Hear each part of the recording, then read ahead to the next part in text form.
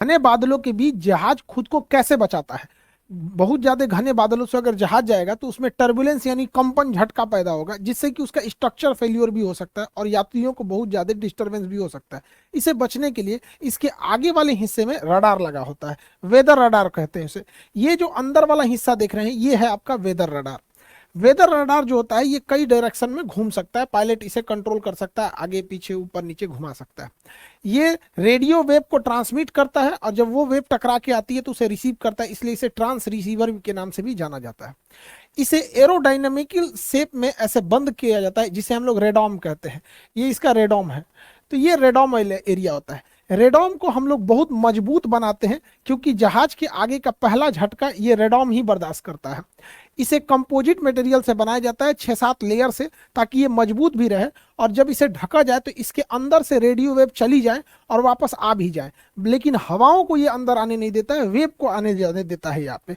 जिस वजह से ये रेडॉम काफी जरूरी होता है। ये रेडॉम को मजबूत भी बनाना होता है, देखिए इसका थूथूर कूच लिया किसी पक्षी से टकरा के यहाँ पर, तो ये रेडॉम मजबूत भी बनाना होता है, नहीं तो ये झटका लगेगा तो ये पहले यही झटके को ये देखता है। तो ये रेडॉम वेव को आने और जाने देता है। इस अपने आगे वाले वेव से ये रेडॉम से वेव को छोड़ता है।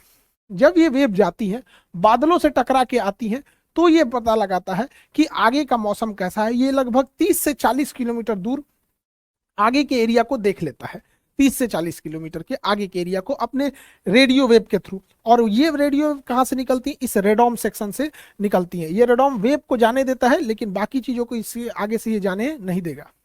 जहाज का जो रडार होता है अपने रेडॉम अपने आगे के एरिया से बहुत ही हाई फ्रीक्वेंसी के रेडियो बीम्स को छोड़ता है। ये सुपर हाई फ्रीक्वेंसी SHF कहते हैं इसके शॉर्टकट में। ये लगभग 5 गीगा हर्ट्ज का होता है, बहुत ज्यादा इसकी फ्रीक्वेंसी होती है। और ये रिफ्लेक्शन यानी टकरा के वापस आना, जिसे इको या पराध्वनि के सिद्धांत पे कहते हैं। ये वेव जाती है और टकरा के वापस आती है, उसी को हम इको या आपका रिफ्लेक्शन कहते हैं। ये वाटर ड्रॉपलेट, बादलों में जो पानी के बूंद होते हैं ये उसी से टकरा के वापस आती है। ये कभी भी बादलों से टकरा के वापस नहीं आएगी। तो जो अगर बादल में पानी है इसका मतलब है कि वो बादल हैवी होगा और वही झटका उत्पन्न करेगा। ज्यादा पानी है तो ज्यादा किरणें टकरा के आएंगी, कम पानी है तो कम किरणें टकरा के आएंगी। इन वेव को पायलट कंट्रोल कर सकता है, वो नीचे ऊपर करके रेडार से एरिया से ये स्कैन कर लेता है कि किधर का एरिया है सेफ है उड़ने के लिए और किधर का एरिया सेफ नहीं है उड़ने के लिए। और इस आधार पर रडार में का जो रिफ्लेक्शन होता है वो स्क्रीन पर दिखाया जाता है। दोनों पायलट के लिए नेविगेशन डिस्प्ले होता है, पायलट और फर्स्ट ऑफिसर के लिए। नेविगेशन डिस्प्ले पे ही रास्ता तय होता है कि इन्हें कितने डिग्री के एंगल पे जाना है, जिसे हम लोग टेक्निकल भाषा में हेडिंग कहते हैं। किस हेडिंग पे जाना है, जैसे हम लोग ना रास्ता देखते हैं ना कि दाहिने से बाएं मुड़ जाना, तो ये जहाज के ऊपर दाहिने बाएं नहीं होता, वे पॉइंट होता है कि यहाँ से टच जाना है फिर यहाँ से ऐसे घूमना है। ये रास्ता पहले से डिसाइड होता है वे पॉइंट पे। तो पायलट हमेशा इसी डिस्प्ले को देखता है, मेनली रास्ते को पता करने के लिए नेविगेशन डिस्प्ले पर। और आगे का मौसम कैसा है वो इसी नेविगेशन डिस्प्ले पे शो होता है। अगर ये नेविगेशन डिस्प्ले काले रंग का है तो मतलब समझिए कि सामने कोई बादल वगैरह नहीं है, टेंशन फ्री जहाज उड़ेगा। और ऐसे टाइम पे जहाज इतना स्मूथ उड़ता है कि लगता ही नहीं है कि उड़ रहा है। कभी कभी तो डाउट होता है रुक गया क्या ससुराई, एकदम स्मूथ, पानी रख दिएगा तो छलकेगा नहीं। लेकिन जैसे बादल आ जाता है तो बादल की स्थिति में अब देखिए ये है आपका नेविगेशन डिस्प्ले, ये भाई साहब को जाना है यहाँ पर और इसके रास्ते में आ गए हैं बादल। काला वाला एरिया में तो कोई दिक्कत ही नहीं है, वहां से कोई रिफ्लेक्शन लौट के नहीं आया इसलिए काला दिख रहा है। लेकिन अब रास्ते में बादल है तो कम बादल, ज्यादा घने बादल जिसमें पानी ज्यादा हो, एकदम काला रंग का होगा, तो ऐसे बादलों से बचना जरूरी होता है। तो इसके लिए रडार के डिस्प्ले पे 4 कलर का शो किया जाता है। ग्रीन कलर ऐसे बादलों को बताता है जिससे कि बचना चाहिए लेकिन ज्यादा दिक्कत नहीं होगा, हल्का हल्का हल्का झंझनाहट होगी, पैसेंजर्स को भी कोई दिक्कत नहीं आएगी। जो पहली बार चढ़ेगा वो कहेगा भाई साहब क्या करे, उतार दे रे भाई, अगली बार ना चढ़ेंगे। लेकिन येलो कलर वाला जो बादल होता है, पीले रंग वाला, ये खतरनाक होता है, ये हिला देता है जहाज को अच्छा खासा। लाल रंग वाला बादल को तो पायलट को कहा जाता है कि आपको अवॉइड ही करना है लाल रंग के बादल में, क्योंकि यहां पे जाने का मतलब है कि फंस जाएंगे लाल वाले बादल में। और मेजेंटा कलर जो होता है, यहाँ देखिए ये रहा मेजेंटा कलर, ये हल्का सा ये मेजेंटा कलर, मेजेंटा कलर का बादल से पायलट को सख्त निर्देश होता है कि आपको मेजेंटा कलर में नहीं जाना है अगर आप यमराज का दर्शन नहीं देखना चाहते हैं तो, वरना जाइएगा तो सीवियर टर्बुलेंस कर देगा, उसे बच के रखना जरूरी होता है। तो ये 4 कलर होते हैं। सबसे बेस्ट तो ब्लैक कलर है भैया, कोई बादल ही नहीं है। ग्रीन कलर है, छोटा मोटा है। येलो कलर में थोड़ा ज्यादा है। रेड कलर हिलाएगा बढ़िया से, पैसेंजर डर जाएंगे। और मेजेंटा कलर में कोई ठीक नहीं, उलाट पलाट देगा जहाज को, स्ट्रक्चर फेलियर का भी डर होता है, डैने उन्हें टूट जाएगा, कोई बहुत ज्यादा सीवियर वो हो जाएगा, टर्बुलेंस हो जाएगा। जैसे इस जहाज को देखिए, इस जहाज को जाना है यहाँ से सीधे, अब इसको सीधे जाना है यहाँ पे। सामने देखिएगा यहाँ पे रेड कलर का एरिया आ गया है।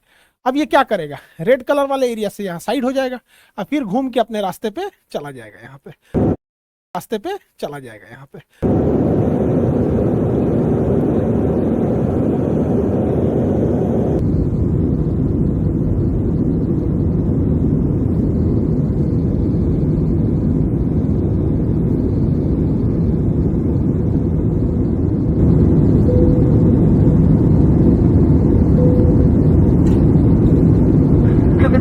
मौसम खराब होने के कारण कप्तान ने फीवर साइंस ऑन रखे हैं। आप सभी से निवेदन अपने स्थान पर ही बैठे रहें। सुरक्षा के लिए कुर्सी की पेटी बांधे रखिए। धन्यवाद।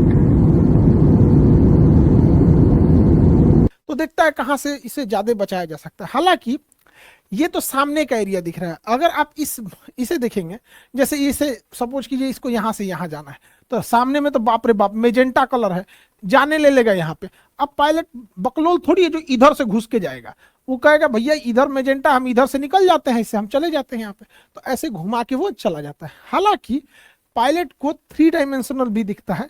जैसे ये बादल है ना, तो ये ऊंचाई से भी दिखेगा। देखिए पायलट का ये जहाज है, मेजेंटा कलर ज्यादा ऊपर नहीं है, नीचे भर ही है।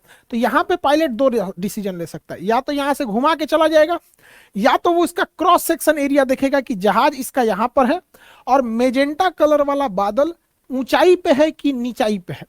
अगर यहाँ देख रहे हैं तो आपको दिख रहा है कि मेजेंटा कलर और येलो ग्रीन रेड ये नीचे है, तो यहाँ से पायलट क्या करेगा ना, सीधे ले आके जहाज उतार कर इसे लेके चला जाएगा यहाँ पे। तो कोई जरूरी नहीं है कि बार बार मुड़ाना ही पड़े। ऐसा भी हो जाता है कि इसके सीधे लेके जाता है, हाइट बढ़ा लेता है।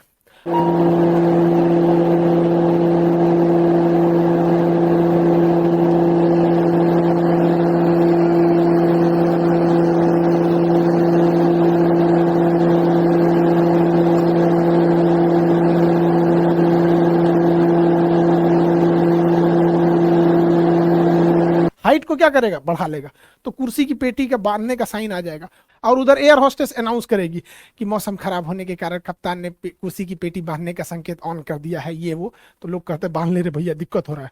तो जब भी मौसम गड़बड़ाता है, आगे बादल दिखता है, तभी ये अनाउंसमेंट किया जाता है। तो आप इतना तो समझ में आ गया कि या सामने से ले जा सकते हैं या ऊपर नीचे भी कर सकते हैं। जैसे यहाँ पे आप देखिए, ये जहाज है और इसका ये रास्ता दिखा रहा है कि ऐसे जाना है सपोज।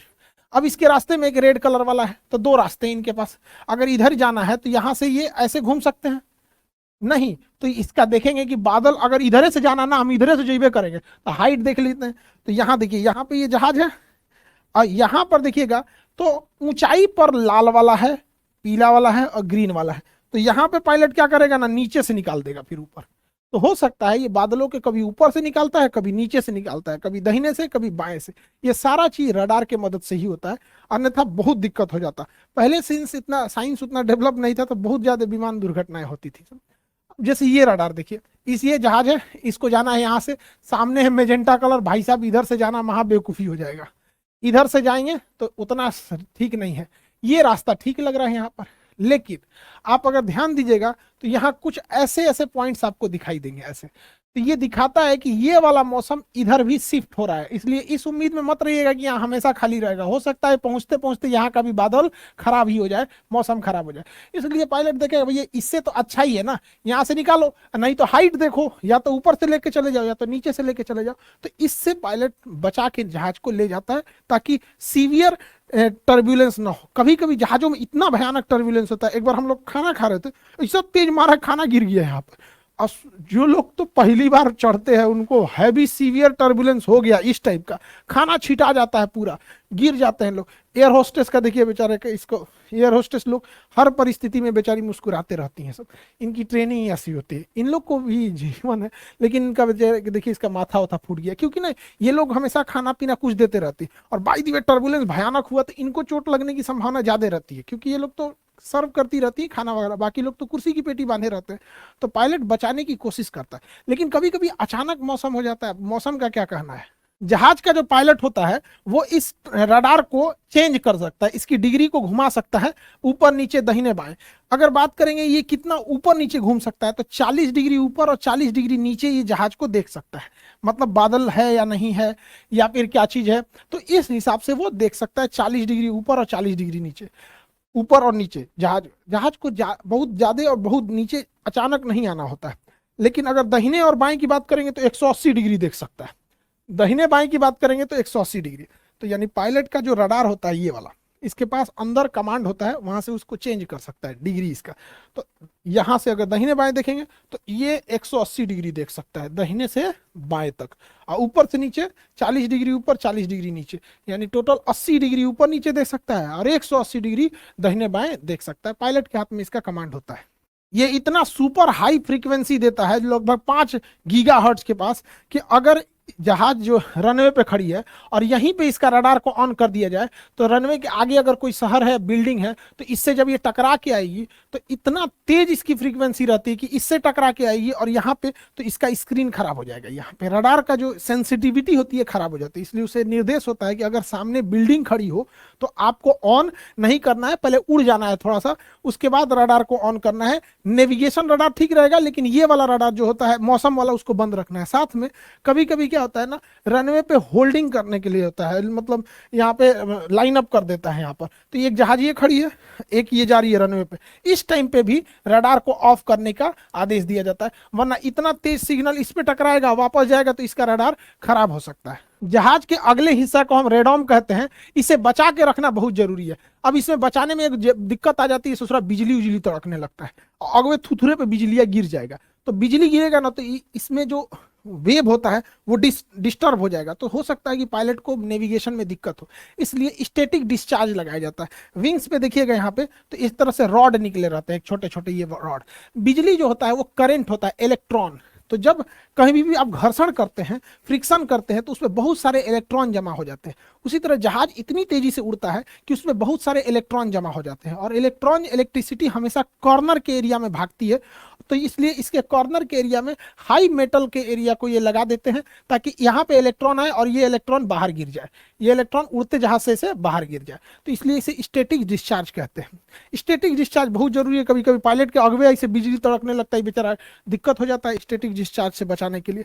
तो रेडॉम को स्टैटिक डिस्चार्ज, आगे तो इसे रॉड नहीं लगा सकते, तो ऐसे ऐसे ये उभार देते हैं। ये स्टैटिक डिस्चार्ज होता है कि अगर आगे कहीं पे भी बिजली तड़के ना तड़के, इतना स्पीड से जहाज उड़ता है कि आगे में जो इलेक्ट्रॉन जमा हो जाते हैं वो अगर इसके थुथुरे पे ऐसे इलेक्ट्रॉन जमा हो जाएंगे तो इसके रडार में दिक्कत हो जाएगा। तो रडार में दिक्कत हो जाएगा तो रडार में क्लियर नहीं समझ में आएगा। इसलिए ये जो ऐसे उभरा वाला हिस्सा है ये इस इलेक्ट्रॉन को पीछे की ओर भेज देता है, और जैसे पीछे बॉडी पे जाता है तो स्टैटिक डिस्चार्ज इसको हवा में गिरा देता है। हवाई जहाज जब भी एयरपोर्ट पे उतरती है तो इतनी हाई स्पीड से उतरी रहती है कि उसके बॉडी पर इलेक्ट्रॉन्स भरे रहते हैं। करंट को ही इलेक्ट्रॉन कहते हैं। इलेक्ट्रॉन से बना है इलेक्ट्रिसिटी। तो electricity is nothing more but is the collection of electrons. तो जहाज इतनी तेजी से रगड़ खाते हुए जब रनवे पे आता है तो उसके बॉडी पर पूरे इलेक्ट्रॉन जमा होते हैं, इसलिए अगर हम छुएंगे तो हमें भी इलेक्ट्रिसिटी मार देगा। तो जरूरी है उस इलेक्ट्रॉन को हम जमीन में भेज दें, क्योंकि जमीन किसी भी इलेक्ट्रॉन को खींच लेती है। इसलिए जहां जहाज खड़ा होता है वहां पे एक तो पट्टी होती है, ग्राउंड पॉइंट बोला जाता है, स्टैटिक ग्राउंड पॉइंट। इसमें एक रॉड गया होता है अंदर यहाँ पे। तो जब भी जहाज आएगी तो उसमें एक तो मेटल रहेगा और उससे वायर से इसको जोड़ दिया जाता है। इसके ऊपर कवर लगाया रहता है ताकि इस तरवा को पकड़ने में कोई को करंट ना मारे। तो पहले इसमें ले जाता है, फंसाता है, और फिर इससे ले जाके जोड़ देता है। इससे जोड़ना बहुत जरूरी होता है। नहीं जोड़ेंगे अगर तो जैसे जहाज खुलेगा और कोई निकलेगा, कैसे हो हवाई सफर कैसा रहा, जहाजिया को छुएगा मारेगा, झनाक से उधिया जाएंगे, अगले दिन अखबार के फ्रंट पेपर पे आएंगे। स्टैटिक डिस्चार्ज के कारण आत्मा को शांति। पायलट के जो जहाज में वेदर रडार होता है उसका रेंज तो ज्यादा नहीं होता है, 30 से 40 किलोमीटर होता है। और कभी कभी ऐसा होता है ना कि पायलट को आगे का दिखता है कि थोड़ा सा बादल है, तो पायलट को लगता है इस बादल से तो पार ही कर जाएंगे, उसके आगे भयानक बादल रहता है। तो उसके लिए चाहिए बड़े साइज का वेदर रडार। और बड़े साइज का वेदर रडार जो डॉपलर रडार होता है ये जहाज में फिट नहीं हो सकता है। इसलिए इसे क्या किया जाता है, ग्राउंड पर एयरपोर्ट के आसपास में फिट कर दिया जाता है। तो ये बहुत बड़े एरिया को ये कवर कर लेता है। तो एटीसी भी बता देता है कि बउआ इस रास्ते से मत आओ, तुमको तनी सा दिखा रहा है कि 30 किलोमीटर गड़बड़ है, हमको दिखा रहा है कि पूरा 100 किलोमीटर गड़बड़ है, उलट जाओगे बबुआ, चल जाओ, लौट जाओ। इसलिए तो ये बड़े साइज का वेदर रडार होता है यहाँ पे। अब ये देखिए भारत के नक्शे पे चारों ओर से ये वेदर डॉपलर रडार लगाया गया है।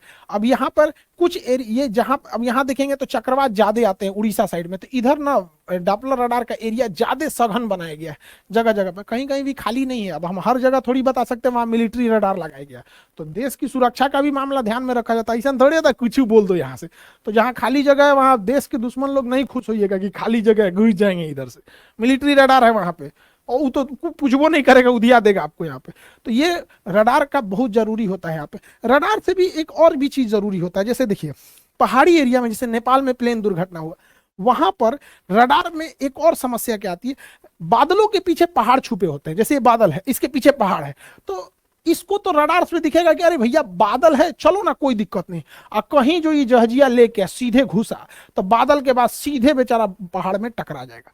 तो इसके लिए इसमें ट्रैफिक कोलिजन को बचाने के लिए टकास सिस्टम को लगाया जाता है।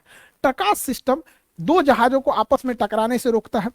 कोई जहाज के बगल से अगर कोई दूसरी जहाज आने वाली है या गुजरने वाली है तो उसको बता देता है, वो कितने हाइट पर से गुजरेगी, कितने नीचे से गुजरेगी, आगे कोई पहाड़ वगैरह तो नहीं है, ये बताने के लिए एक अलग टाइप का रडार होता है जिसे टकास कहते हैं। टकास के बारे में हम आपको नेक्स्ट क्लास में समझा देंगे। आई होप आप वेदर रडार, डॉपलर के सिग्नल, इस सब को समझ गए होंगे। मिलेंगे नेक्स्ट क्लास में। जय हिंद।